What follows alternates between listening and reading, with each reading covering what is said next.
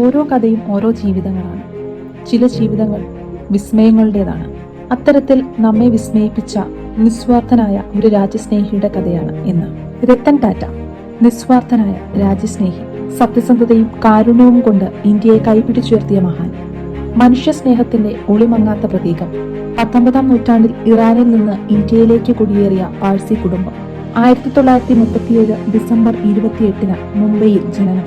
10-ാം വയസ്സിൽ മാതാപിതാക്കൾ വേർപിരിഞ്ഞതോടെ മുത്തശ്ശിയോടൊപ്പം പിന്നീടുള്ള ജീവിതം. അമേരിക്കയിൽ നിന്നും ആർക്കിടെക്ചറിൽ ബിരുദം. 1962-ൽ ടാറ്റ സ്റ്റീൽ കമ്പനിയിൽ തൊഴിലാളിയായി തുടക്കം. തുടർന്ന് രത്തൻ ടാറ്റയോടൊപ്പം ടാറ്റ ഗ്രൂപ്പും വളർന്നു. പകരം വയ്ക്കാനില്ലാത്ത വ്യാവസായിക വൈഭവം ഇന്ത്യക്ക് പുതിയ വഴിത്തിരിവുകൾ സമ്മാനിച്ചു. 100-ൽ പരം രാജ്യങ്ങളിലായി 6.5 ലക്ഷത്തോളം തൊഴിലാളികൾ. ഇന്ത്യക്കായി അനവധി രാജ്യാന്തര നിലവാരമുള്ള പഠന കേന്ദ്രങ്ങൾ, ആശുപത്രികൾ, കാരുണ്യ സ്ഥാപനങ്ങൾ.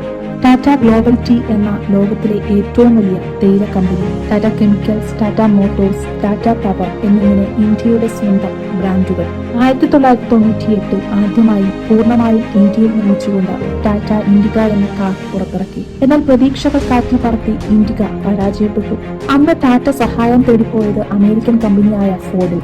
എന്നാൽ ഇൻഡിക്കയോടൊപ്പം ഇന്ത്യയെ കൂടി അവർ പരിഹസിച്ചയച്ചു. കാലങ്ങൾക്കിപ്പുറം തകർച്ച നേരിട്ടപ്പോൾ ഫോർഡിന്റെ രക്ഷകനായി എത്തിയത് ടാറ്റ.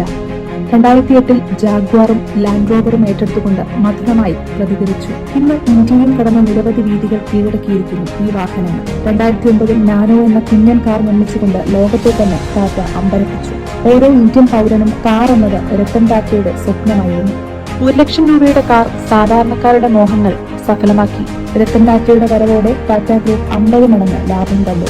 ലാഭനഷ്ടങ്ങൾക്കിടയിൽ മനുഷ്യത്വം മുറിവേൽക്കാതെ കാത്തു. കോടീശ്വരന്മാരുടെ പട്ടികയിൽ ഉൾപ്പെടാൻ ഒരിക്കലും അദ്ദേഹം ആഗ്രഹിച്ചിരുന്നില്ല. ആർഭാടങ്ങളില്ലാത്ത ജീവിതം, മുതലാളിയെന്നോ തൊഴിലാളിയെന്നോ വേർതിരിക്കാതെ എല്ലാവരോടും എളിമയോടുള്ള പെരുമാറ്റം, തികഞ്ഞ മൃഗസ്നേഹി. 2008-ൽ താജ് ഹോട്ടൽ ഭീകര കയ്യേറിയപ്പോൾ പരിക്കേറ്റവരുടെ ചികിത്സാ ചെലവുകൾ വഹിച്ച് മാതൃകയായി. ജീവനക്കാർക്ക് ശമ്പളത്തോടെയുള്ള അവധി നൽകി സമാധാനിപ്പിച്ചു. ടാറ്റ ഗ്രൂപ്പിന്റെ ലാഭത്തിൽ 66% ടാറ്റ ട്രസ്റ്റിലൂടെ ജീവകാരുണ്യ പ്രവർത്തനങ്ങൾക്കായി ചിലവഴിച്ചു. 2008-ൽ സുനാമി ദുരിതബാധിതർക്ക് കുടിവെള്ളം ലഭ്യമാക്കാനായി കുറഞ്ഞ ചിലവിൽ വാട്ടർ പ്യൂരിഫയറുകൾ നിർമ്മിച്ചു നൽകി. നിസ്വാർത്ഥമായി സഹജീവികളെ കരുതുമ്പോൾ നാം കാണുന്നതിലും എത്രയോ വലുതാണ് ടാറ്റയുടെ മഹത്വം.